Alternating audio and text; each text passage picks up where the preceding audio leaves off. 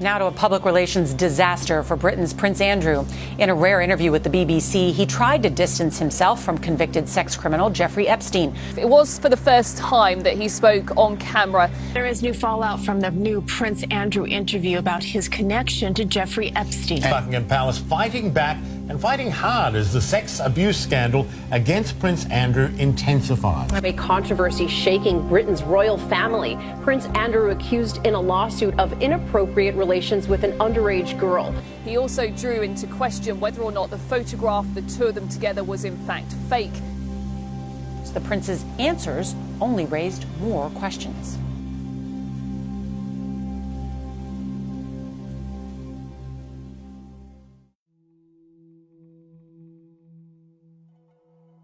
Unless you've worked in an environment where you're mixing with upper echelons, we're going to call them the upper echelons of society. I'm not saying they're any better than you or me, because they're clearly not. A lot of them aren't. But I'm talking about the super high net worth people and the government officials and presidents and prime ministers and all these people that, you know, they've got a different outlook on life than me and you. We're just normal people. But that environment is a very strange environment in terms of the way the upper class perceive right and wrong, because clearly they're running circles where they can get what they want whenever they want. And this is the point of what's happened with Epstein. Epstein is clearly an individual that enjoys power and enjoyed power and enjoyed, you know, manipulating and child sex exploitation for his own benefits and sharing that out, by the looks of it, with others. But never thought that anything was going to come of it. And I think part of that confidence would have come with being a member of the royal family.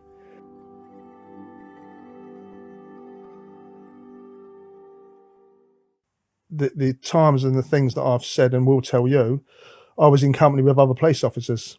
So it's not like I was on my own and it cannot be corroborated. What I'm saying is the officers that I was with are too frightened to come forward to corroborate it, but they're certainly not going to come forward and deny it.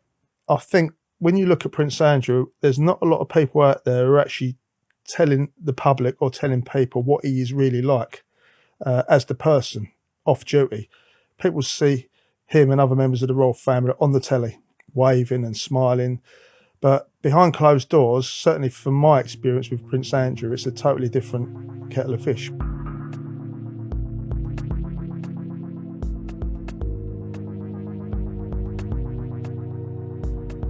It was always going to be a disaster for a simple reason. When you're not telling the truth and you cannot explain yourself in a way that isn't sinister, then you have to lie. And if you lie, especially in this situation, then your lies better be pretty damn bloody good, and you better be pretty damn bloody bright. And unfortunately for him, neither of those is true. And therefore, it's clear that he has no defense from what he's accused of. I mean, once we are into situations where the defense from having sex with an underage girl is not sweating, not going out in London without a shirt and tie, and going to a pizza restaurant, I mean, it's crazy. And that's an interesting point, which some people have made. These people don't go anywhere in public without a security operation, which logs the movements. So if Prince Andrew can account for his movements to prove that what's said is not true, then in that BBC interview, he would have said, well, just hold on a second. Here's the logs. Everything he said in that interview, or a lot of it, was just rubbish, complete rubbish. First and foremost, he was lying. And I detailed this in the interview I gave with Ian in relation to the travel arrangements and the Pizza Express story. Well, if that was a genuine sort of visit he was going on with his daughter, which is another member of the royal family, so you've got at least two, maybe three members of the royal family, you don't just turn up to Pizza Hut and queue up, or Pizza Express and queue up in the queue, do you? what would have happened is either a protection officer would have gone down there, who would have booked the tables, they would have been cordoned off, and then that would have been ready to go. So they'd have been out the car, straight to the booth. They would have done checks. They would have spoken to the manager of the Pizza Express and saying, listen, we're bringing a principal down here. So that everyone would have known what the situation was. What would have happened is there would have been a record of that visit. Officers' entry in the notebooks, maybe a security assessment they would have done on that, because it was an actual visit. And as I explained the reasons why they would have done that. But those notes they can be kept between 6 and 30 years. So there's potentially a chance that there would have been notes that would have corroborated Prince Andrew's story. But then that doesn't mean to say he wasn't in Tramp's nightclub 4 hours later. So if a member is such as Prince Andrew, because he's like one of the main members of the royal family, is going abroad, what would happen is it would all be pre-planned. So the Royal Protection Command would contact the local police force, which would have been the New York police, I should imagine. But also, they've probably got government protection. I think they have government protection officers, because I'm sure they were with Prince Andrew on the Epstein visit. It's subsequently transpired. So what would happen is we would give them the address of where Prince Andrew was staying when we're coming. The team's coming. And they would do the necessary checks on the premises and the people within those premises. So they would check the freehold to see who owns it, to make sure it's not, I don't know, a gangster or, whatever else. And in this case, it was Mr. Epstein. So obviously they would have checked out Mr. Epstein's details. Had Andrew had given them, if he hadn't, his details would have still come up on the freehold for the property. So obviously they would have checked out Mr. Epstein in their police computer, and it would have come up that he was a convicted child sex offender. So the security stroke threat assessment that the Americans would have done and passed back to us would have noted all that in there, would have said that this is not a suitable address for a member of the British royal family to stay at for the reasons listed. And obviously they would have explained Epstein and whatever else, the convictions.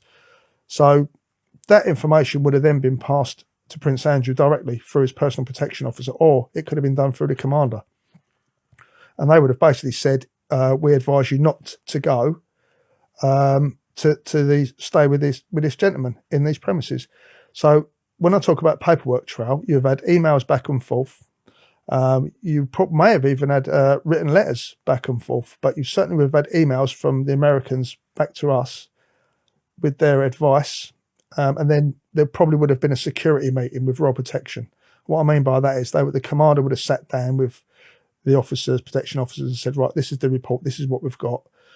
We've analysed it. We need to advise Purple 4-1, which is Prince Andrew's code name, against visiting this person. That would have been done. Anyone who says that would not have been done is lying or don't know anything about security. So that information would have been passed to Prince Andrew. So Prince Andrew would have said, no, I'm going, and refused to listen to the advice given. That would have been noted on the notes by the Royal Protection Command, that he refused. Well, why did you refuse when you was told clearly? Because for some reason, he felt the need to go over, and in his own words, which was just rubbish, 4 days to say goodbye to someone. I'll be quite frank there. If that was anyone else, a normal person, and they found out a friend of theirs was a convicted child sex offender, you'd ring them up, say, delete my number and fuck right off, and put the phone down, wouldn't you? It's as simple as that. That is the sum total of the conversation you would have. Because I've seen him sweating, and again, I've documented it, and I've spoke about this, that he would come out in the garden and play golf, hit his golf balls up the garden, which on one occasion, it was an occasion where I needed to be on the phone and I couldn't, because he'd come out the garden entrance and was now with his protection officer, who was carrying his golf bag. Prince Andrew was playing. It was a really hot day on that day, and he was whacking golf balls up the end of the garden. He was sweating profusely. If you talk to anybody about liars, they come up with extraordinary details. And anybody who says, well, I don't sweat much, is just really weird stuff. The biggest problem for Andrew and the royal family is that it's public. It's not that he hangs with pedos or has hung out with pedos and became incredibly friendly with pedos, or may potentially be involved with the trafficking of young people. It's the fact that it's exposed to the public gaze. That's the problem. Because there's so many pictures out there In fact, there's more pictures of him partying than there is at charity events, which is what I've said on my Twitter feed as well. You know, he says, "Oh, I wasn't so much of a party anymore." Well, let's go back through all you've got to do, Your Highness, is go on Google and Google yourself, and you'll find a lot more pictures of you at parties than you are at, charity events.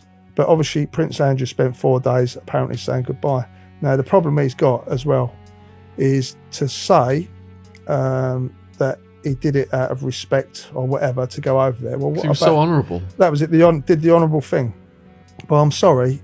What you just did there was trashed every survivor of child sex trafficking, child sex exploitation, and any survivor of child sex abuse, which gives you an indication as to what his which is important now, his mindset, how he ticks, how he thinks, because now you know that he's very careless and he doesn't understand about human life. So that shows you that he doesn't care. I can't see how we can recover from this. Once you have cut somebody off in terms of royal duties, because he can't explain a relationship with a horrific paedophile and procurer of children and trafficker of children, unless at some point he can say, here's the proof, I didn't know anything about it, which ain't going to come. I can't see how you can justify saying, okay, it's long enough now, come back. Because I don't think people would have it. He wanted to tell in person Mr. Epstein that he couldn't have contact with him anymore because he had engaged in conduct that was unbecoming. Unbecoming? Mr. Epstein had been convicted of sex crimes involving children. Virginia said that he was in an orgy with underage girls. So there's massive public pressure on the FBI to do something about this. Supposedly, because we've got these stories in the tabloids and in the news, and we don't know what's real, what's not real. Supposedly, Virginia is the target of an FBI investigation right now, but Prince Andrew is not. But the lawyers of the victims are requesting that they speak to him, and if he touches down on American soil, he's going to get subpoenaed into court, and all this stuff all this legal stuff is going to get thrown at him. I mean, what I'd say is, and this is potentially a key, right, to the fact that he's not going to be subject to any subpoenas or any indictments, is because if you're involved in an investigation or you're being investigated, you're knowingly being investigated, would you go on telly and talk about it knowing that you could be potentially indicted? You wouldn't, unless you knew that you weren't. The reason being is you keep your mouth shut until the investigation is over and done with. You don't go on telly and give an explanation, because all you're doing is you're giving information to the opposing team that they can then use against you when they actually do decide to arrest you and say, well, you said this and this isn't correct. Because that interview he gave, I pulled it apart myself. All right. And for him to have been with legal advisors, he would have had a legal team around him. And they would have, if they thought there was a possibility of any indictments coming his way, they'd have shut the idea of him doing the interview down. So he must have had some guarantees that this isn't going anywhere for him to publicly speak. Any lawyer worth his weight in gold would tell his client, keep your mouth shut, keep your head down, because potentially there's an investigation that you may be involved in. But obviously he's been given a guarantee from whoever that, that nothing's going to happen with this. People assume that the royal family are somehow these kind of like, like the Queen is some harmless old lady with her handbag and everything and her blue rinse or whatever, but this is an incredibly powerful household. And it's not even just the family at the core of it, but it's all of, the people around it who enable the House of Windsor to function, per se. So they all have vested interest, and they have a vested interest in Andrew not going down, because if Andrew goes down, that is problematic for the whole family. And so when you hear, for example, I'll quickly say this, when you hear a spokesman said or a close friend said, no, there is no close friend, that's the press office putting out a narrative out there for you to soak up. They're even saying, oh, that's a doctored picture, that wasn't him, he wasn't there. Of course, because this is what the establishment does. So what I have definitely learned over the last few weeks is, one, the newspapers are deliberately writing fake headlines about Andrew being estranged from the royal family. How does that benefit the royal family? It benefits the royal family because it makes it look as though they're taking paedophilia or anybody associated with them seriously. And that is an absolute nonsense. The royal family have never taken paedophilia seriously. In fact, Andrew is just one of them by being mates with a paedophile, because that's what they've been doing for an awful long time. Because you talked about Jimmy Savile last time. Jimmy Savile, Dickie Mountbatten, Prince Philip's uncle, Bishop Ball, who was Prince Charles's mate and a renowned paedophile. So these people have no problems being around abusers. Andrew is not being ostracised at all. It is to make it look like the royal family are taking this most seriously and honour you, the citizens. No, you don't. You don't Because care. Andrew showed absolutely no remorse whatsoever. They obviously analysed that and then said, all right, we've got to put out now that we're disciplining him to show that we take this seriously, to get the public back in our favour. Absolutely. What has been done in terms of the Queen cutting off Andrew is kind of presented as the Queen acting decisively because of, things that Andrew was possibly involved in and all that stuff. In other words, the Queen kind of cares. You mustn't have done this. You shouldn't have done this and all this stuff. No. What she's saying is, Andrew, you shouldn't have got caught, right? Which is a very different thing.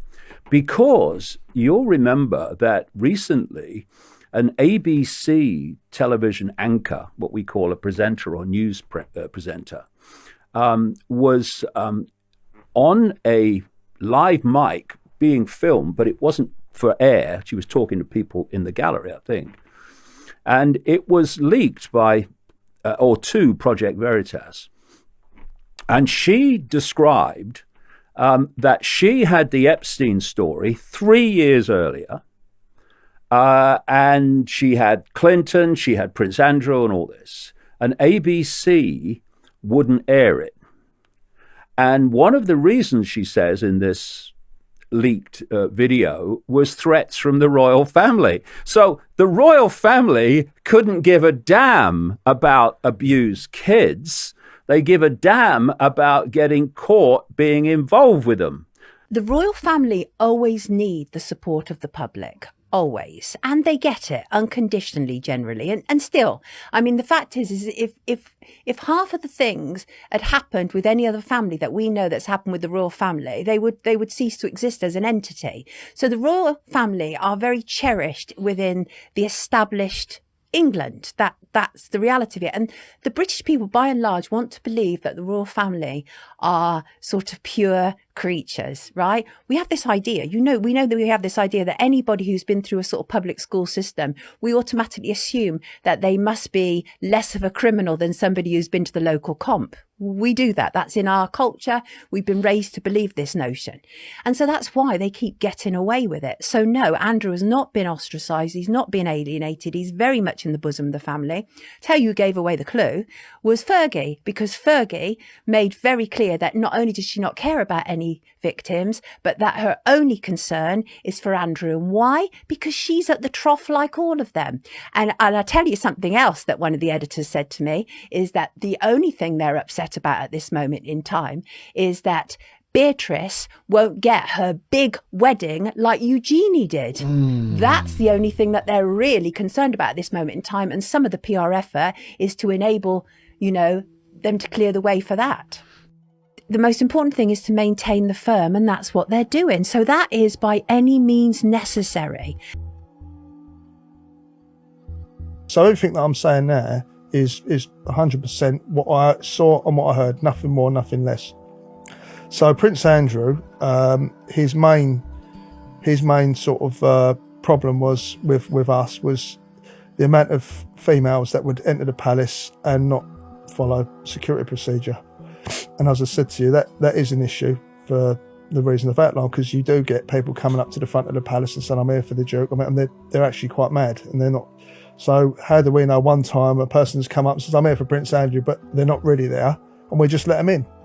Who's going to end up walking the beat in Brixton? It's going to be me. Brittany's. There wasn't any that I would say were younger than that. They were definitely in their 20s, and they were definitely some of them were 15, 20 years younger than Prince Andrew. It's obviously, it's not just my opinion, it's the opinion of other officers that I work with, that he obviously had a taste for younger women. We just get a call, there's a taxi coming with 2 female guests for Prince Andrew, same protocol, just open the gates and let the taxi straight through into the quad. So we had to go and open the gates of the quad, because they're shut at night for security. So open the gates, taxi pulls up, there's 2 scantily clad females. I emphasise the word scantily clad because they had short skirts, very low cut tops, heavy makeup, and they were drinking cans of Coke, giggling and laughing. Now, the reason I'm picking up on that is because they're coming to see a member of the royal family, as opposed to going to a nightclub, which is a slightly different sort of, place you would go when you're dressed in that sort of attire. So it just seemed out of place for us. And my colleague, he was of the opinion that it was late, it was a night, and we're police officers, we have a laugh and a giggle, and his opinion was they were prostitutes and they looked like prostitutes, or it started off with they looked like prostitutes from the Chelsea Harbour Club, because apparently there's a high class escort agency running around that area. He's not going down. I doubt they'll even be able to get him up for a police interview. And that was the other thing. Why was he being interviewed by the media rather than by the police? And the problem about that, there are problems about being interviewed by the media before you're interviewed by the police, as we've seen by people who have come forward and said that they were abused by politicians. When they were interviewed by the media first, it was a lot easier to rubbish their claims. But not just that, there are also legal issues, because if you've said all this publicly, how are we then going to get you into a dock and say it? You can't, because then they'll then say this is all played out in the public sphere. It's not a fair hearing. There are many reasons why it made sense for him to do that interview, but it backfired. But as I said, and I'll stand by my guns, that Prince Andrew is not going to be indicted for anything. I'm pretty certain of that, given the stuff that I've not talked about everything within the palace and what happens there, but given what I know about the royal household and the way mechanics work and the way the establishment works, because let's not forget, I was part of that establishment at one stage and I was doing their bidding, as people would say. I was turning a blind eye. Yes, I was. That's fine and dandy. But from what I know, I can honestly say that I cannot see Prince Andrew, for the reasons I've given as well. Obviously, speaking publicly, if you're looking at being arrested for something, you're hardly going to go on telly and start talking about it, because obviously that's your story's full of holes. And if you're going to change your story, it's too late. Virginia said she had sex with Andrew 3 times. And the third occasion, even though she was 18, it was an orgy with underage girls who'd been procured from Eastern Europe and they could barely even speak English. Mm-hmm. And Epstein was boasting that these are the easiest girls, to get in his sick manner. So basically, she said that Prince Andrew was in an orgy with her, with children. Even with that level of allegation, do you think nothing will ever happen to Andrew? Do you think the royals are completely untouchable? Pretty much. Isn't that awful? I mean, pretty much. It's awful. I mean, this stuff keeps me awake at night. The sheer injustice of how somebody can steal a bottle of water from Lidl and be banged up for 6 months, right? And you can go around and you can be raping children and you can be murdering children. And I do believe this has all taken place and nothing is done about it. I do believe that the royals are above the law. Yeah.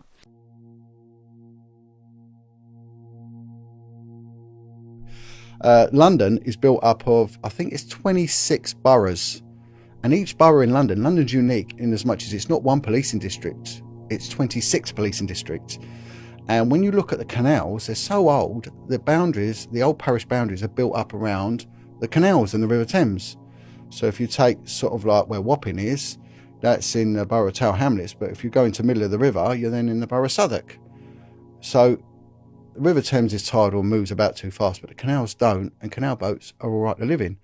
So certain parts of London, there was a collection of paedophiles. So you'd get them around Hackney, Southall. And when I overlaid a map on top of it, I found out that these were areas where 3 boroughs were meeting. So the canal boat, in effect, could be here.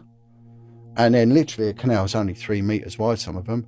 You cross over on your 27th day onto the other side, you're in another borough, and legally you're not going to get caught.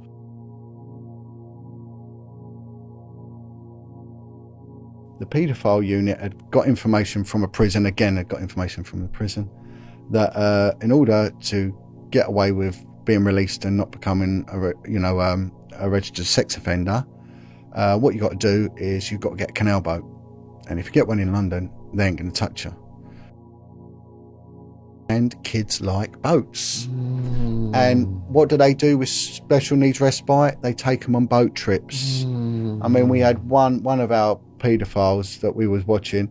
He'd got himself on a boat that would take kids day outs from Camden to the zoo, and he was put in charge of toilet duties. I mean, you couldn't make it up. So what the paedophile unit said to me, look, we're going to get you seconded to us, right? We're going to sponsor you. We've got 2 sex offenders. We think there's probably another couple. If you can find another couple in the next couple of months, brilliant, we'll keep this going. Anyway, in the first month I found 90. It was quite easy, to be honest. British Waterways are the biggest landowner in the country, and they had a phenomenal database, so I had access to their database.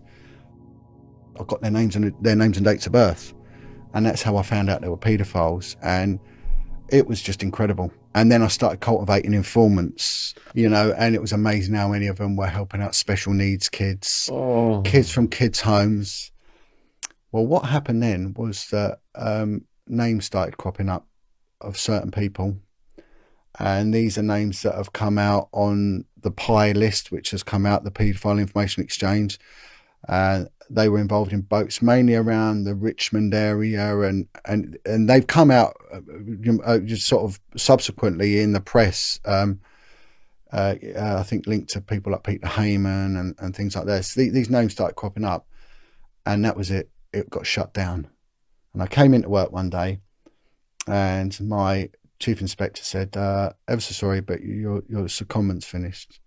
I went, well, no, it hasn't. I've been promised that I'm here, and I built my life around it, my schedule around it, and and everything. And he said, no, it's come to an end.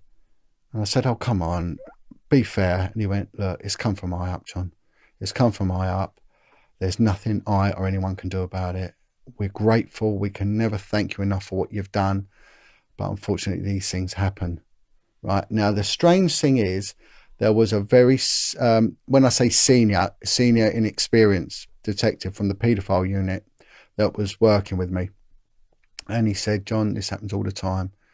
And he said, said the name of an MP. We've had him twice, this MP. Prominent Tory MP.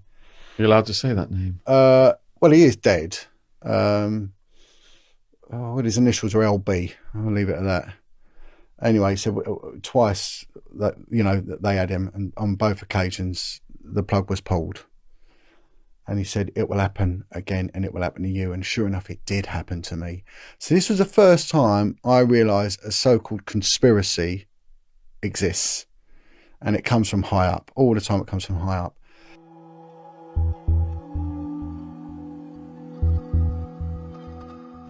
And one day was out, and there was a little girl there. And I was told by this other woman that there were a couple of young girls at work in the area. And because she was on heroin as well, she looked a hell of a lot younger. And I got her, but we would deal with them as victims. And I was told, and this is part of my statement, to get rid of her, because she had scabies, that she would contaminate the car, and then you'd have to take them back to the police station and put them in a certain room. That'd need cleaning as well, because she's got scabies. She's a pain in the arse. She'll only be doing it tomorrow. Tell her to F off. To a 14-year-old girl. And I started looking into this and started recruiting some of the girls as informants, strictly for the child prostitution side of it. These kids that have been in care homes have had a shitty life to start with. And when they came forward and speak out, they'd just be cast as a liar. So they'd put it on their record. And with the new legislation they brought in 2003, the Criminal Justice Act of bad character, they can use that information. So whenever they come forward in later life, say, I was abused by this person, that person, and I totally believe them, they're discredited instantly by the court, and it's done deliberately. Anyway, I went up to this kid's home in Cambridgeshire, and I sat down with this little girl, and she was a bit of a horror. But God bless her, she's dead now. She died in mysterious circumstances, and still a kid at the time when she died. I went to see her, and she started explaining. She said, look, this one woman, street name of Foxy, is pimping me out. We knew Foxy. She'd been about on the street for a long time, and it was all around the Sussex Gardens area of Paddington. And she said she pimps me out for crack. Sometimes she gives me money, sometimes she takes me to posh restaurants. So one restaurant, I know they get £2,000 for me, and another place I'll go to a crack house and she'll get 20 rocks for me. And she gives me some of the rocks, and she was a little crackhead herself. And she said, but she gets me to get my friends involved. And one of my friends is involved, and I'll give you her name, and I'll tell you of others. So, and then she started introducing me to other girls, and other girls, and other girls, and other girls. And there was one girl, and this girl was a traveller. She was 9 years old when it was happening, 9 years old at the relevant time. And it was just horrific, and it was everywhere. Now, there was a judge that was involved, and this judge was involved with this girl, Foxy, and there was, we never got the name, but there was rumours of a senior police officer. There was someone that was high up in the BBC in the arts and music department. And the venues, they would range from upmarket, Curzon Street, Mayfair restaurants, which are the top echelons of that sort of scene. It was massive, but there was a barrister involved. Oh, it was going mad, it was going, and in the end, we were dozens and dozens of kids. They were coming forward by the day. It was hemorrhaging. This girl from Southall, a social worker, said, John, we've been going to your unit for 10 years. For the last decade, we've been pleading with you. She said, we've got girls that are turning up, young girls, kids. One girl, she's got so many cysts and abscesses inside her vagina that she oozes. When she comes in, she is dying. She said there's one lad, he is being pimped out. He is in the latter stages of HIV AIDS. He is dying on his feet. He is still being pimped out. Your unit don't even turn up. She said, you've got to help us. You have to help us. So I wrote a very, very concise and factually based report, 2 paragraphs. I handed it in and to the intelligence unit. Within an hour, I got a detective inspector screaming down the phone at me, get to see me now. So I went in there, and he starts what we call fuck chucking. Who the hell do you think you are? You effing, you can't put things like this. And he said, you're demeaning the unit. We've been doing this for decades, and, who do you think you are? And it turned out that all these reports of these kids from the care homes, whenever the kids went missing and turned up in red light areas, were archived. And I found these reports went back a long way. So known about it for at least 15 years. They knew about it. Anyway, he said, you're off the case. And I went, what do you can't kick me off. I said, this has become my life. He went, you're off it. It's shutting down. And he just belittled everything. So I then went to see the chief superintendent, and we sat down, and I said, Governor, I don't know what I've done wrong. I thought this was going to be a good thing. I really thought I'd given them the goose that's shit in the golden egg here, And he turned to me and said, what the hell have you done? He said, this is going to F us. And I said the F word before, but I don't keep saying it. But he said, this will F us past, present and future. You have no idea how deep this goes. He said, if you mention a word of this outside of this room, he said, you will be thrown to the wolves. And he said, you will lose your home, your children and your job. He said, you've got no idea who and what you're dealing with. So that showed me how big this was, right? And so that was it. I was off, and I was scared, and I genuinely was scared. And of course, I'd seen it before with the canal thing, and I was told by the senior copper, look, this is what they'll do to you, and I knew it was political. And he said, you've got to have an undertaking that you never ever look into child prostitution again.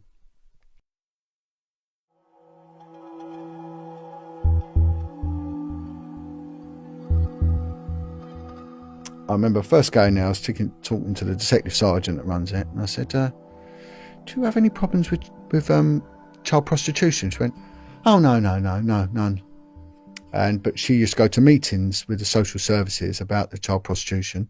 So, and no, nothing's been, she did it for 2 years, nothing's been highlighted. So we've got a detective sergeant saying that in that borough, that inner London built up borough, that there are no problems with child prostitution, categorically saying it, and then saying that there was an officer dealing with it for 2 years, never come across one case of it. He said, you'll go to a meeting. So he said, it's a jolly. So if you go to a meeting, what used to call job and not, go to meetings, go home. So I know now why this girl did it. So anyway, so with that in mind, she pisses off this sergeant, and I get the phone and I ring up social services. I knew someone there. I said, look, couldn't fax me through a list of the care homes. But it turns out that Haringey's got more care homes than any other borough in the UK. It's got 26, or it did have back then. And I got faxed through this list, care homes, right, with the phone numbers. And this is how it works, Sean. So I've been told 2 years, not a problem. I get the list and I start off care home number 1. So I dialed the number, picked the phone up, introduced myself, said no one's in any trouble here. I'm looking at this problem with children and prostitution. Goes quiet. I said, look, I'm here to work with you, my friend, you know, and a lot of the poor staff that work there, that, you know, it's not them, you know. And on the whole, they had 5 children. So I said, how many children you got? I said, 5. I said, how many of them do you lose at a weekend due to prostitution? I went, 3. Right. And honestly, that was a timescale. Bang. So 2 years, Ethel. In that 4 or 5 minutes, 3 kids. Right. And that went on consistently. Right. So by the end of 3 days, I'd done all of them. I had 50 kids. So I then held a meeting. So I got all these support agencies and everything else, brought them all in, and social services. And I said, well, we need to sort this out. And I started talking to some of the kids, and some of them started working with me. Brilliant. And they started naming places where they were taken and everything else. And then there was a leading children's charity, the woman in charge of trafficking, this term they use, trafficking, and I want to go on about that in short, if I may, turned around and said, you're treading on toes. You think you know everything. She said, we've been looking at this for a long time. There's been a unit set up. There's a cop already looking at it. There's a superintendent looking at it. You're to back down now. And then a senior social worker in charge of child exploitation or whatever, she turned around and she said, what the fucking hell you done, John? She said, we've got now put in 50 care plans. I said, but you knew about these kids. She said, yeah, but while they were making money, they were quiet. You know, and that's how it went on. And of course, then what happened, I had to go and see a superintendent, and I was panicking, thinking, oh shit, they're going to have me now. He told me to back away, said this detective's looking at it. I spoke to her, went and met her, lovely girl, and she said, I've been to 2 meetings. I've never even met any of the kids. How the hell could I deal with that? That was one borough in London. And these kids go missing. So they'll go missing on a Thursday and they'll come back on a Monday. They're usually worse for the wear through drugs and through sexual activity and coming down from it. And, you know, so there'll be all health problems. Some of them will be bleeding. They'll all be high. And they'll be kicking off until the middle of the week, when they'll be looking forward to going out and getting their drugs again and then going back out to work again. And so when they say about kids going missing, yes, they go missing, but they come back. Now, the police units, they've got the missing persons unit, which take records of this. So they knew about it. That would be given to the child protection units. They knew about it. And if it was prostitution, it'd be given to the vice unit as well. Yet none of them were talking to each other.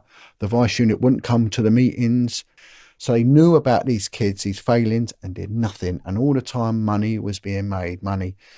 And then, of course, when you look at these kids that are involved in it, girls and boys, they will just start getting involved in crime, because there'll be antisocial behaviour, there'll be a lot of violence because there's a lot of anger, you know, and then that will lead to the Class A drug addiction, which then goes way to the prostitution, to the street prostitution, to the shoplifting, the robberies and everything else. We've got kids, people in prison, the majority are coming from abused backgrounds. Not all of them, but they are. So really, I was right in what I was looking at. Now, I wasn't the first, and many have looked at this, but we all get shut up. We all get shut up. Now, of course, lo and behold, I moved, and I'm sent now over to the west side of London, you know, and this keeps happening and keeps happening. And in the end, I did blow the whistle officially, and I had already done it, But then I made allegations of corruption, and I made sure my youngest was a little bit older and they couldn't really take my kids off me because I knew that they'd come for me. I made allegations of corruption against senior officers, saying they'd deliberately covered it up.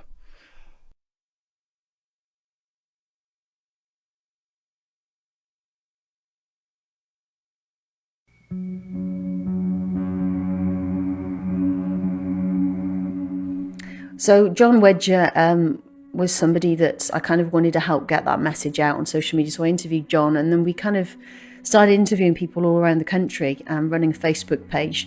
And I was boosting a lot of these posters. It was doing very well. I mean, we were getting kind of a million hits a month, and lots of views. And then people were coming forward and saying, well, I want to get my story out. Michael contacted us through that page. John went to interview Michael Tarraga in January. So it was less than a year ago, January 2019. He was given £10,000 in compensation from Lambeth Council. It was called a harm's way payment for the abuse he suffered as a child. Now, with that £10,000, he spent £4,000 on publishing a book about his life story. It was called The Uncouth Lout. Now, he then gave that book away and asked for donations and gave the money to charity. He had no interest in making money. He just wanted to get his story out. We were taken into care under the 1948 Children's Act, where the authorities had full legal and parental rights. We're taken all three on the same day to Boreham Wood, to what was charmingly known as family home. This was kind of kids' home, but allegedly run on family lines. The abuse then started on a regular basis. And when I say regular, 3, 4, 5 times a day. And then being passed around, taken to aunties and uncles in various places. And there was nothing I could do.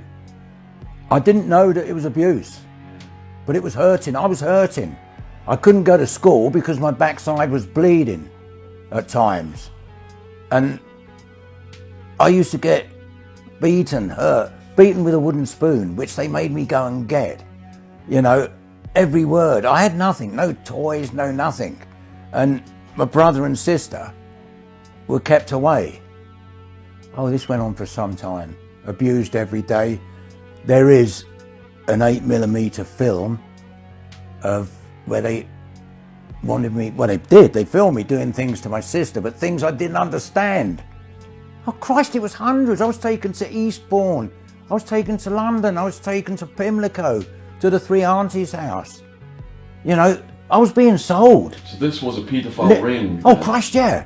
Taken to the meat rack in Piccadilly, which still exists today. In fact, I went back with Sicknote, my pal, and we drove down a couple of years ago because I went to Lambeth to confront Lambeth. And we went down and I said to Sicknote, his name's Ian, I said, look, I'm going to show you something. And it was the tube station, but the Wimpy Bar has gone. Playland, the arcade, has gone. But I said, that is where they used to stand us up. And people used to come and pick us up. Not just me. There was lots and lots of children. Because you have to remember, post-war Britain, there were thousands of kids who had nobody, right? The parents had either been killed, bombed out, or just disappeared. And it was a different world, a total different world. And it was kind of strange. If you disappeared, who the hell was going to know you'd gone, you know? It was a strange world. We had no one to complain to. How outrageous is this? That this man, this poor man, who was sexually raped, anally raped, as a child from the age of 4, almost every day, now gets £10,000 in compensation in his late 60s, and he spends nearly half of that on trying to get his story out. What am I doing as a journalist? What are my colleagues, professional journalists, doing by not covering these stories? And I felt this huge rage, righteous anger. I thought, I have to do something. We have to get his story out.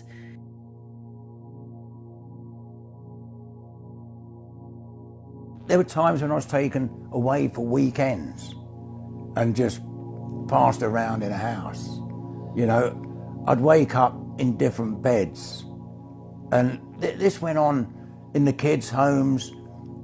The kids' homes in London, your Shirley Oaks, your Hollies, Liscard Lodge, Stamford House, were hotbeds of paedophilia.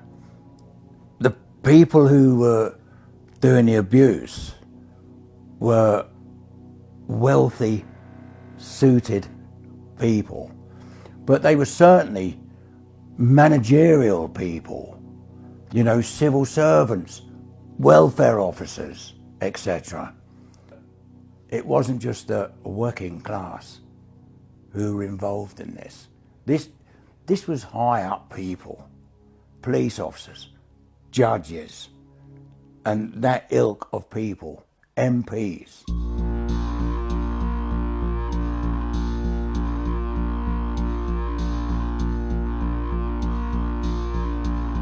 And I didn't know who he was at the time, was Edward Heath, who I was introduced on the boat as Uncle Teddy.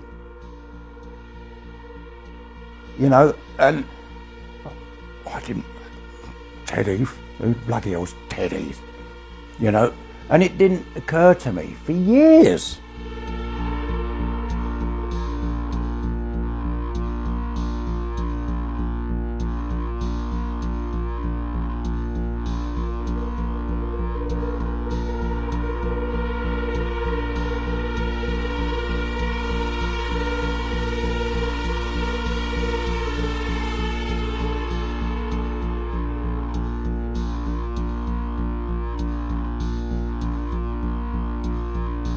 If he was alive today, they would question him under caution. So they believe, they know exactly what he was. This was a guy who was single, was a choir master, says it all. You know what I mean? So he's around boys all the time. And I'm not going to say he was a nasty piece of work, because he didn't beat me up, you know. They asked me on the boat, go swimming, go naked, right? And I did. I loved it, going naked. But afterwards, he took me into the little cabin, the saloon on this thing, where he dried me, you know, and fiddled about and kissed me willy and all that nonsense, and had me do the same to him.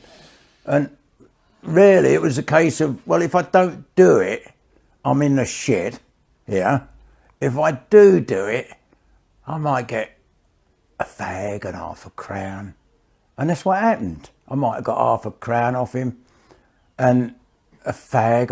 I had my own roll-ups, which I wasn't allowed to have at the time, but I had them because it was school holidays. I just sat on the arse end of the boat and had a roll-up.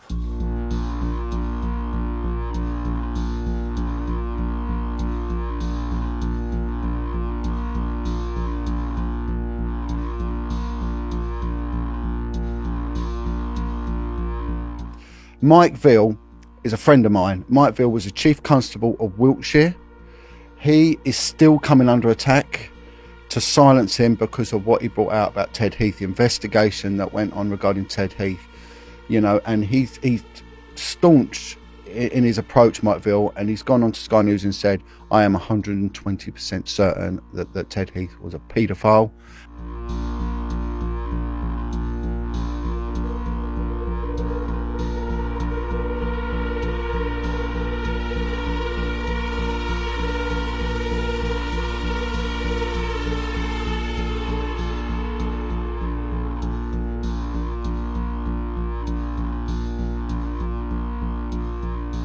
Not surprisingly, lots of people attacked the Chief Constable of Wiltshire Police at that time, Mike Veal, for having the courage to dig deep into this issue and not simply let it go away. He was attacked, accused of everything under the sun. It was quite desperate, you could see, to silence him. But he held on, and he produced this good and revealing report of the allegations against Heath of both child sex abuse and also of satanic abuse. So let's take both Leon Britton and Ted Heath.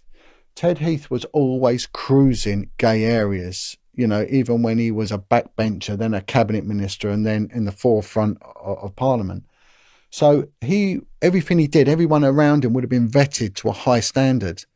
So how is that man with such a questionable sexual history and a proclivity for the liking he did, the penchants, whatever, for young boys, which is what he had, especially those from the care homes, why was he allowed the prime position, the premiership of politics? Again, Leon Britton.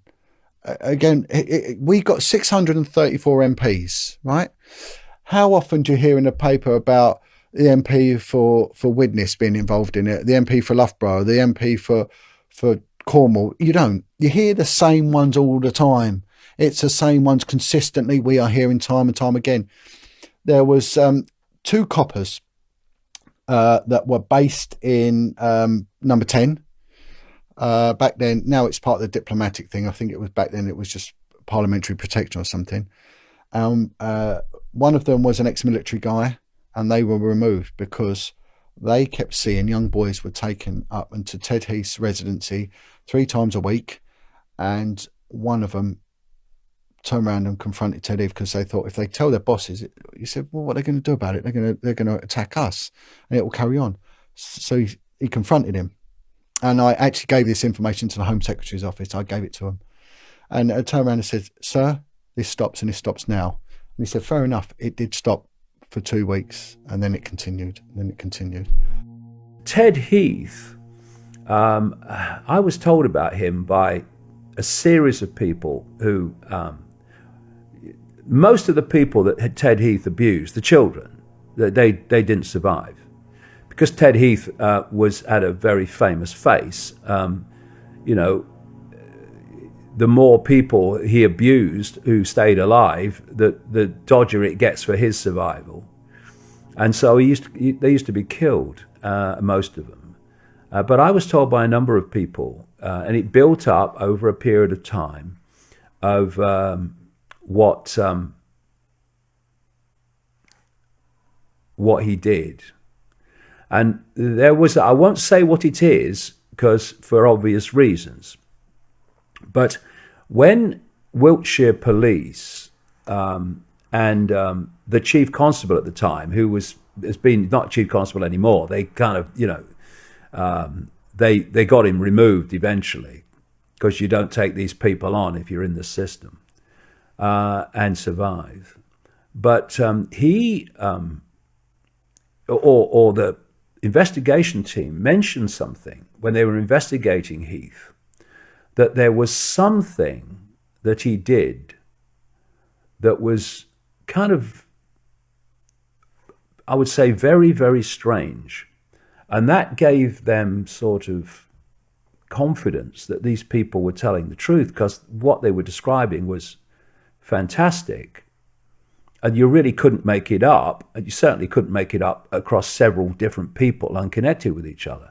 Well, I know what that was, because I was told by some of these people who claimed to be abused by Heath what he did when he was abusing them.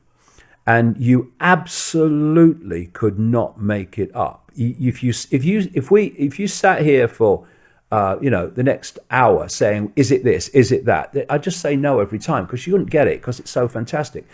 And that gave me confidence as well, because they were describing this particular way he did things that was so outrageous and yet incredibly consistent across all these people, formerly kids, that I was confident enough to go with it.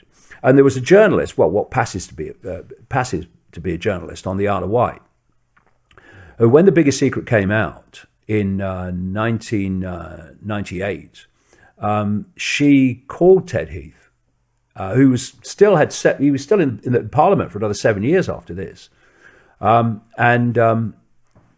read him the passage. And all he said was, David Icke must be mad. That was it. And I see what I've accused him of. But never went anywhere because they don't want this stuff in court. The Rains list is it's a list of people, very famous people in the media, actors, actresses, politicians, etc., who had been given to Joan, who were said to be involved in satanic ritual abuse or the sexual abuse of children. It's an extensive list.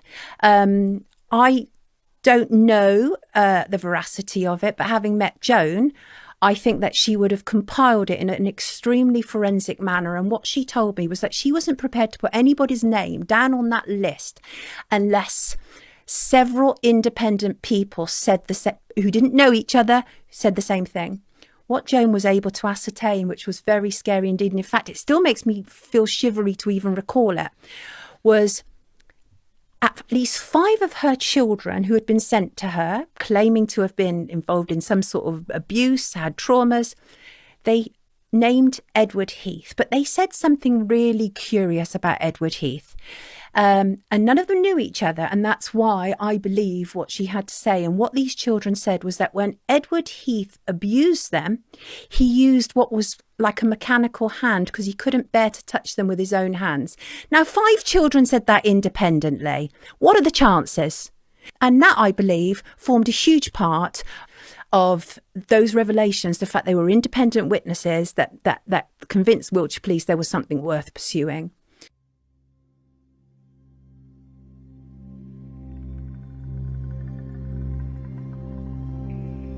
One other thing, very quickly, one of the little tricks they do is when they're really in trouble over paedophilia and stuff, or whatever, stuff like that, they'll produce someone who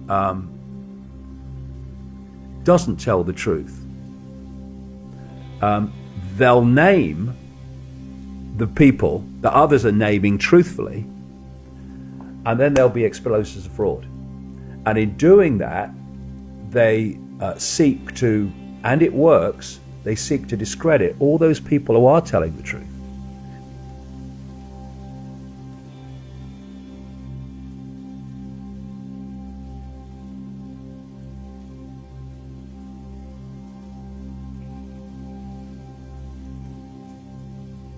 So the Carl Beach story, I mean, that all came out sort of 2 or 3 years ago, and he was deemed a credible witness. And he was working with, he was being interviewed by journalists, former mainstream media journalists who worked for a publication called Exaro, and they deemed him to be credible, and so did Tom Watson. It turned out, he gave his story about being sexually abused by VIPs. So, and then he was taken to court and found to be a liar and a fraudster and also a paedophile. And he got 8 years. Well, why didn't this come out sooner? And it was all over the papers. When he did get locked up, it was everywhere. So I had a problem with Nick's stories from the beginning, because they came through an outfit called Exaro, and Exaro surfaced just after the Jimmy Savile, actually just shortly before the Jimmy Savile revelations. And Exaro's stock in trade was to take people's accounts and publish them all over the place. And they sold their stories to Sunday newspapers and TV and 60 Minutes in Australia. They made a lot of money. But it wasn't journalism as we know it. And I had a lot of problems with it because I felt, and I said about it right from the beginning, I said, if you keep putting out stories that are not fact-checked, it means that as soon as one is discredited, that everybody else will be discredited. And I said that 2013. I said it publicly, I said it on TV, I said it on radio, I've said it all over the place. All of the newspapers and all commentary was around how the fact that this Westminster paedophile ring was all fiction. Apparently, it's all fiction, just because of this one particular situation with Carl Beach. And it just feels like they're insulting our intelligence. And I knew there was a problem. And I said to people from the get-go, out of all the people who are surfacing, he's the one I have the most problem with. And I said it repeatedly, because it wasn't making sense. I'm not saying he's lying. I don't know that. What I'm saying was that he was so easy to discredit because, like lots of child abuse victims, he wasn't able to think with clarity. He was over emotional. These are natural attendant behaviour patterns of people who have been abused. But the problem is, if you're going at it with just the aim of getting a story out, you're not taking care of how something's said, how much you had to push them to get to that point, and it wasn't proper journalism.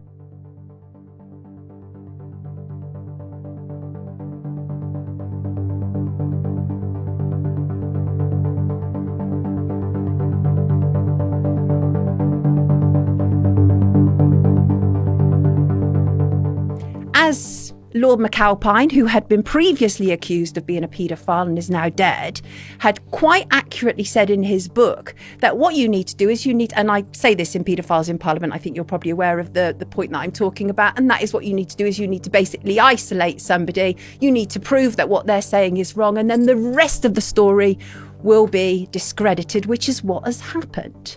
You cannot get a story about a suspected paedophile in parliamentary circles on air or anywhere near it for love nor money after Carl Beach. That's done. And that then became the narrative. So Carl Beach was inevitable. It was inevitable. It's done. The story's done now in the mainstream. I don't know an editor, and I have good friends in mainstream. I don't know an editor who will touch a story, and I go to them with good stuff. I can link them up to people who will take lie detector tests, will go through it all, are prepared to be forensically examined, but nobody will listen to them, what they have to say. But the media can no longer listen to them. Well, when I say can no longer, has taken an active choice that these people are attention seekers and they're all of the same calibre of Carl Beach and should just probably be ignored because they're wasting a lot of money at a time of austerity. And now what you're seeing is people like Daniel Janner, which is Lord Janner's son, coming forward and saying we've got to stop these people from coming forward. So virtually saying that anyone who comes forward now has to be treated as a liar. Can you imagine what that's doing to the victim and survivor community? They must be absolutely screaming. We are dealing with evil people that not just want to have sex with children, but want to cover up for their friends and colleagues that are doing likewise. In order for us to get anything changed in Parliament, we have to go through these filters, and they sit as gatekeepers and don't allow it out.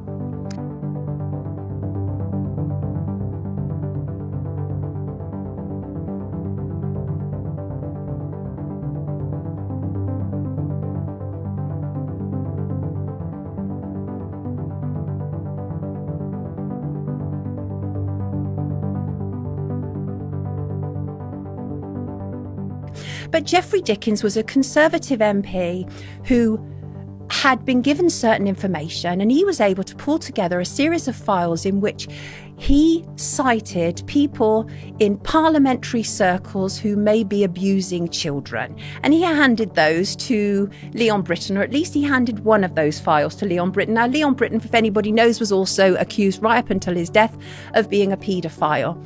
And certainly there were accusations of him involved with Elm Guest House in southwest London. We certainly know that Cyril Smith was at Elm Guest House. There were other politicians at Elm Guest House, and there was abuse taking place at Elm Guest House. And so Geoffrey Dickens compiled these files, gave it to Leon Brittan, the Home Secretary of the day, and essentially nothing was done of it. He was ridiculed. He had his office broken into. Also, Geoffrey Dickens had done everything he could to try and expose these people, but they did what they always do. They portrayed him as a nutter. He's crazy. He's got mental health problems. They said because he was put him through the foster care system, that must have messed with his mind. They did everything they could to tar him, other than be prepared to look at what was really taking place. I said to an editor about 6 years ago, the British people are not ready to be exposed to the misdeeds of our establishment, because we build our lives on ideas and foundations that we take for granted, most people would be horrified to discover the level of corruption that takes place in government, in local council, in any parts of the establishment.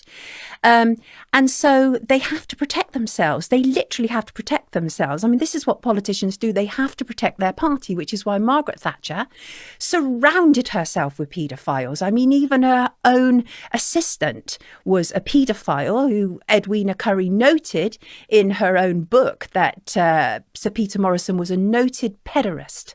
Margaret Thatcher, her political advisor, right, was a bloke called Peter Morrison, who was classed as a dangerous paedophile. He was actually classed, he had convictions, I think, to do with raping boys. I know Barry Strevens, who was Margaret Thatcher's personal bodyguard. I have worked with the men who worked with Barry, and I have heard Barry personally say that he told Margaret Thatcher that Morrison was having parties at the weekend in his house in Cheshire with young boys, and she did nothing about it. In fact, she then followed that by making him a sir. So, and she promoted him. She promoted him within her party. Look, Jimmy Savile spent at least 12 Christmases at Chequers. You do not get to spend time with the Prime Minister unless you have been seriously vetted by the security services. I think Thatcher must have known. She must have known. I can't see how she couldn't know. And if she didn't know, then that's almost remiss on her part, because she certainly was informed. And it's up to her then to explore it further. She was certainly informed that one of her closest aides was messing around with young boys. I think that would be enough information for most people to pursue. Theresa May was given, she had 114 files of high up child abuse was given to her, right? All went missing. Geoffrey Dickens, the MP, he gave all these files on ritualistic abuse to Leon Britton. It went missing. Barbara Castle, who was the leading peer for the Labour Party, openly stated that Leon Britton should not be trusted with any information regarding child abuse, should not be trusted. This was one of the peers in Parliament, high up in the British government, is saying that our Home Secretary should not be trusted. And he was given files and it all went missing. You're seeing it with the care homes, with Michael Tarrager. What happened to his file? Oh, they had a flood, or they have a fire. It happens all the time. It's consistently happening. I have sat down, like I said to you before, with the assistant editor of the Daily Mail, and he said to me, we knew about Leon Britton, but we couldn't do anything. Every time for 10 years we've been trying to put a story out and it just doesn't go anywhere. I mean, Lord Janner was an outrageous situation. He's now dead, right? He was 33 young boys have said. He played the senile card, didn't he? Absolutely. Absolutely. He went from, in December, turning up every day to the House of Lords and collecting his £300 a day, right? To the minute that they then decided the police were going to start investigating him, suddenly he didn't attend the House of Lords anymore. Janner was in children's homes in Leicester. He's a Leicester MP for many years. 30 plus accusations. They quashed that in Parliament.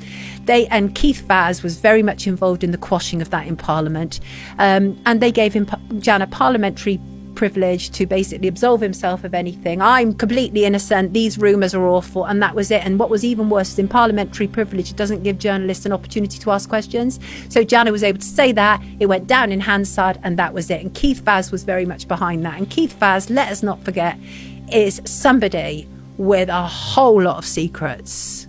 A whole lot of secrets. That's another Mr. Teflon. The only thing we know about Keith Vaz so far is that he likes Eastern European male prostitutes. That was on the front pages of Sunday papers. We know that. But we also know that the Sun intimated that it was Keith Vaz who liked young boys and called them ragamuffins. Allegedly.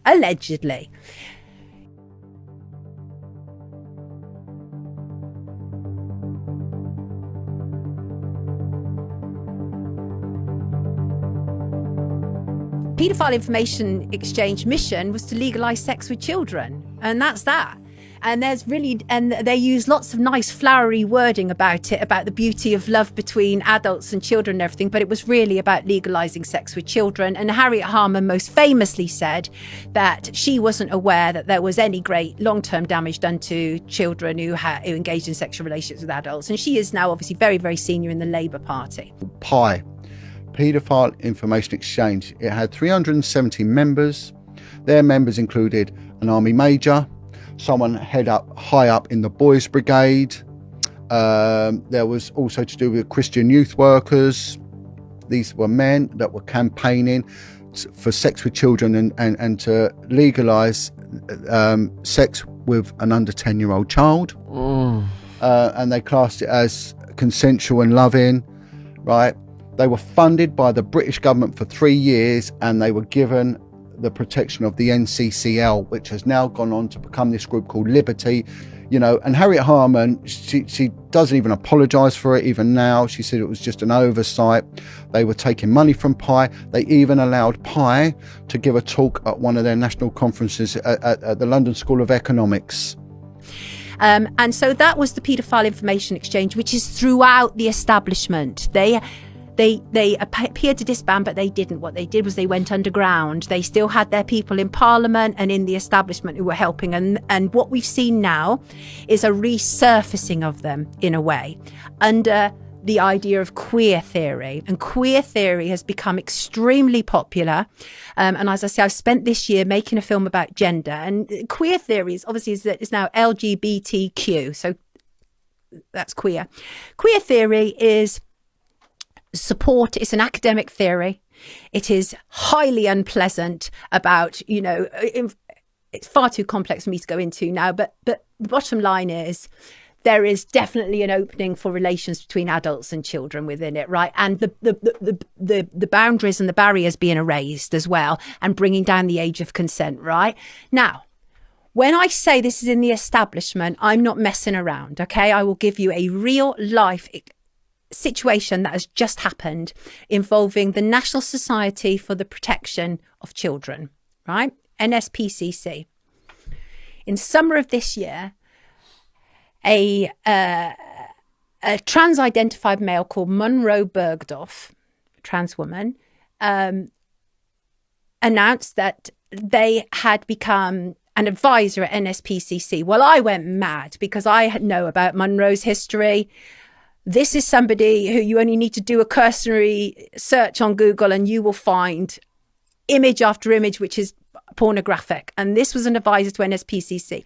Anyway, we made a complaint, said, what on earth is Munro Bergdorf doing advising children? And they released Munro Bergdorf. But we went deeper and we discovered that the person who had brought Munro into NSPCC was a guy called, I believe, James Making. And James Making had published photos online of him in his rubber suit, masturbating, saying, I'm at work in the toilet, right? He was at NSPCC masturbating in the toilet in his rubber suit. So these are people who are still around our parliament that we're still paying for, who have questions to answer about the systemic and maintained abuse of children over many decades.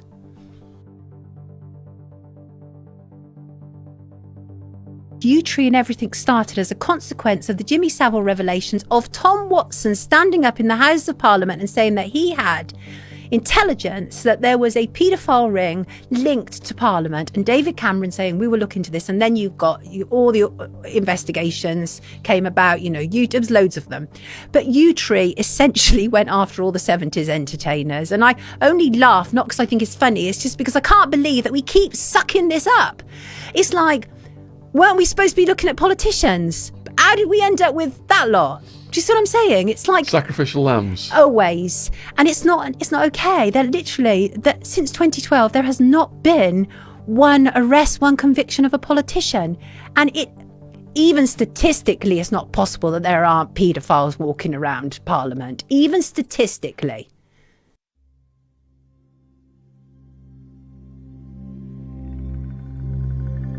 But you cannot take the Andrew situation with Epstein in isolation from the royal family, Prince Charles in particular, connection to Jimmy Savile. So just let's take a breath and look at it again. We have a single family operating out of London, and somehow one of them gets involved with a major paedophile and procurer of children for the rich and famous in the United States and further afield. And another one gets involved for decades as a close friend of Jimmy Savile in this country, who was a historic level paedophile and procurer of children for the rich and famous. Just a coincidence, nothing to worry about. Are you having a laugh? But this is the whole thing, you know. Just look. I mean, Savile was an inner bosom buddy of the inner circle of the royal family for decades. Brought in there. This is another coincidence, by the way. Nothing to worry about. In the 1960s, in his own words, by Lord Mountbatten, who I've been pointing out for a long time was a paedophile. And of course, this year a book came out using information from Freedom of Information requests to the FBI, where the FBI documents were talking about Mountbatten being a paedophile. So a paedophile takes a historic paedophile into the royal family, becomes a decades-long friend of Prince Charles, and the same family then have another a brother, Prince Andrew, who gets involved in one of the most high-profile paedophiles and procurers of children in America. And we're supposed to think this is all a coincidence. Prince Charles had this really strong relationship with Jimmy Savile. I read Princess Di's book in her own words, and she said she thought Savile was creepy. The royals brought him in to give marriage guidance to them. And there were reports given to the police over the years about Savile's activity, but it never came out until after he died. Do you think that there was a conspiracy to keep that concealed until after his death? That because he had these powerful relationships like what Prince Andrew had with Epstein? Yeah, I mean, there's always a chance that if there's sensitive information appertaining to a senior politician or member of the royal family, that is withheld or you know, it's pushed under, because obviously, again, it all comes back to the threshold, is it in the public interest? That's what they use, public interest. And then you've got PII, public interest immunity, which is what if they don't want to give information out, they'll hide behind that. There's a lot of different things they can do. Covering up criminal offences, I would say back in the 70s and 80s, that was clear that when you look now at the sex scandals that are going on with paedophiles, it was clear that those things did happen. Was Savile entering the palace under your watch? Was that a different era? No, he was. I remember him coming a couple of times when I was there. And to be fair, he was quite fun. He was quite a funny person. He was quite amenable. So when you look at him, when you look at him there, if you saw him walking down the street, you think that's a sex case, wouldn't you? You know, in the shiny tracksuit and the little tiny shorts, you'd think he looks like a. You'd see it now, but back then we all grew up on Savile, didn't we? We thought he was funny, a caricature. You see him, you know, but he was quite funny, and we all liked him. To be fair, you didn't think he was a creepy character, but then that's the facade, isn't it?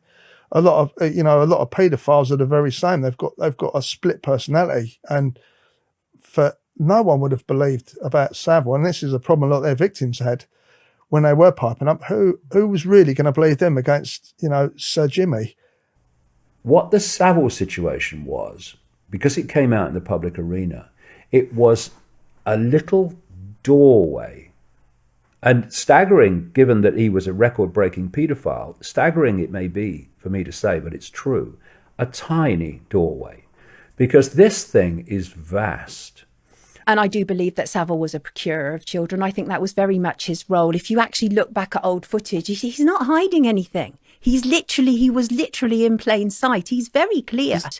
But I think that his job, he had too much access in Parliament and royals. If you can walk into Buckingham Palace and you can just take in a child that you want to film, and you just go to, you know, which he does, and which I mentioned in the documentary, and he sees, and I don't know if you remember that clip, but it's very dodgy, because he says when he realises that he's saying something a bit too open on a chat show, he starts to try and turn it into a joke, and he doubles back, he comes back, and he squashes his words. But what he's actually saying is that Prince Philip says, you know, put the kid away. That's what he says Prince Philip says. What? What? Bishop Ball was a member of Archbishop Carey's. He was, I think, the Bishop of Lewes down in Sussex in the south coast of the UK, and he was raping boys. And who was his best friend? Prince Charles. And this goes into the very top of society. The ratio of paedophiles and Satanists in the upper echelons of the societal hierarchy is vastly greater in the general population. It's a lot in the general population, but in the upper level, the ratio is ridiculous. And so you look at the Savile story, and it was that window. So I remember Jimmy Savile as a kid, and he was a disc jockey. They called him a disc jockey. He was a strange man. He had this white hair and all that stuff. And he became Jim'll Fix It with kids and everything, And he was a strange man. Then he kind of disappeared, and he got old and old and old. And what happened to him? But it turns out that even though he had no obvious income stream after he dropped out of being a famous so-called entertainer, he had houses all over the place. He had loads of cars. He had a Bentley and all this stuff. Where's the money coming from?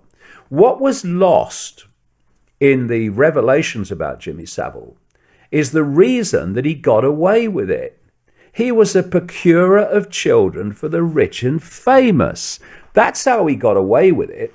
And they had to watch his back to watch their own. And so he would provide children for these rich and famous people. This is why he was on very friendly terms with Ted Heath. Then you look at the other area of that Savile story that's never been explored, which absolutely should be, and it is this. In Savile's own words, in the 1960s, Lord Mountbatten, a known paedophile, invites Savile, who's a disc jockey, into the heart of the British royal family. It's how he became a close friend of Prince Charles, a close friend for a long time until they fell out, of Prince Philip, and in the inner circle, including the Queen. Sorry, banging that. And he remained in that inner centre of the circle, the inner circle of the royal family, right up to his death, basically, and a friend of Charles right up to his death. You can't cough anywhere near the Queen without the security forces know about it and special branch know about it. The police clearly knew, because they interviewed him a number of times, that Jimmy Savile was a paedophile. And he's allowed into the inner circle of the British royal family, and special branch and MI5 are not screaming, what's going on? He's a paedophile. What are you doing allowing him in there? No, he's allowed, while being interviewed by the police from time to time over paedophilia, to be in the inner circle of the royal family. But they got away with it because the system watches its own back. The rings are very, very efficient in the way they work. They are well honed. They have their backs watched. One of the reasons they didn't, they never got Savile, although there were some people that tried, is because he threatened legal action. And then there was a guy called Peter Morrison, MP in Chester, who was a close bosom buddy of Margaret Thatcher throughout her prime ministerial period and before she became leader of the Conservative Party, who was a known paedophile. Edwina Currie, a Conservative MP, in her diaries, said that she was worried, in one of her diary entries, she was worried that Peter Morrison was going to be given a job by Margaret Thatcher that might be damaging the Conservative Party because, of course, he's a known paedophile. And she says in the diary that Norman Tebbit, who was chairman of the Conservative Party, had talked to to talk to the MP, Peter Morrison, about his paedophile activities, but Peter Morrison promised to be discreet. So now we have it in Edwina Curry's own diary. The chairman of the Conservative Party knew this guy was a paedophile. And I remember the former Daily Mirror editor saying they wanted to get Peter Morrison for his paedophilia, but he always threatened with legal action. So now you have a paedophile, Peter Morrison, who was a very close associate and supporter and bosom buddy of Margaret Thatcher. You have Lord McAlpine, who was the Svengali and money maker for the campaigns of Margaret Thatcher. And you had Margaret Thatcher, who was a close friend of Jimmy Savile, who was a close friend of the British royal family. It's a cesspit, Sean. A frickin' cesspit. And we have to have the bollocks to say so. There's a lot of Tory Conservative MPs have been exposed, like Leon Britton. Leon Britton was the youngest ever promoted MP to Home Secretary since Winston Churchill. At the age of 43 years old, he was given this position just a couple of clicks down from Prime Minister. Right? Leon Britton's name crops up time and time again, and I've heard it within the police environment that this man is heavily involved in young boys. He was stopped by his protection team in Victoria Station because he was trying to procure young boys, because these boys were runaways, you know, from care homes, from abuse within the family, and would gravitate towards London, and they would be picked up from train stations. Savile was picking them up from King's Cross. Victoria Station was another one, Charing Cross. These were hubs where these kids would come in. So we take Leon Britton, and he would have been vetted. The vetting process would have been there. The intelligence services would have got involved, right? Yet nothing ever came out. Peter Heyman, he becomes Sir Peter Heyman. He was in a group. He worked with a bloke. He was with a paedophile group. Peter Heyman was a member of PI. Now Peter Heyman was head of MI6. He was the High Commissioner for Canada, and then he was head of MI6. So we've got MI6 giving out the D notices.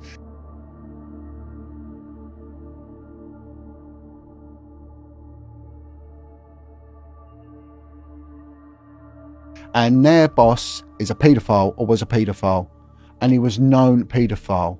Right, now, I want to give you an analogy. I'll just go on about Peter Wrighton. Peter Wrighton was one of the UK's most senior social workers, a paedophile, a convicted paedophile. He wrote a thesis on how to look after children, right? How to look after children. And that was still used up until the early 2000s as the Bible for social work. And it was written by a paedophile. I think people have to realise sometimes we don't need people to actually tell us in black and white the answer. All we have to do is look at the actions. Now, the actions are, run it through. No MP has ever been arrested or tried for crimes against children. No member of the royal family, even though these rumours have been going on for a long time, and I would say they are far more than rumours. I would say that there is substantial evidence. So the actions are that the establishment, whatever establishment that is, British establishment, American establishment, whatever it is, will always gather round and protect itself. And it's time for things to change now. It's time for these stories to get out there. You know, and I always say this, to shine a light into the darkness where those stories of injustice and abuse have hidden for so long. There's an old expression that one of the suffragettes said, and that is courage calls to courage everywhere. And the moment that people start to speak out, it gives other people the courage to come forward and say their piece. What are you going to do about it to prevent this happening again? You see, this is my point about Operation Conifer. They've done a report on the investigation and the findings. It's on the internet. It costs £1 million of taxpayers' money to do that investigation. The report has hardly been referred to by the government. it's been put on the back shelf, and the government has instead gone on about Carl Beach. If the government was actually wanting to do something about VIP abuses, they would have followed up that report that they spent so much money on to act against other VIPs. That report in itself proves that VIP abuse exists. I mean, what the British public have got to do is wake up. They have to wake up. People want justice, and with justice comes healing. And now we are even slamming the door on justice, and we are doing it deliberately, and this government is doing it deliberately. And MI5 are hugely complicit in it, Special branch are hugely complicit in it, and these inquiries are just gatekeeping the information, and it's got to stop.